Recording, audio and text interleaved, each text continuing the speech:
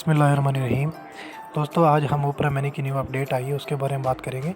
ओपरा money के new update के अंदर उन्होंने एक क्रिप्टो वैलेट का ऑप्शन दिया है, ठीक है। उसके ज़रिए आप अपनी पैसे जो है या जो करेंसी है वो सेंड कर सकते हैं और रिसीव भी कर सकते हैं, उसके अंदर रख भी सकते हैं आप, और उसके ज़रिए आप बाय भी कर सकते हैं। इनके ऐप वगैरह इस तरह की एप्लीकेशन जो है जो पेड है वो बाय कर सकते हैं।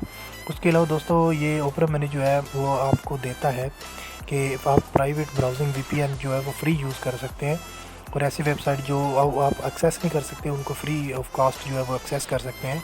उसके अलावा ये डार्क मोड भी देता है, ताकि आप रात को अगर इसको यूज़ करें तो आप डार्क मोड लगा लें।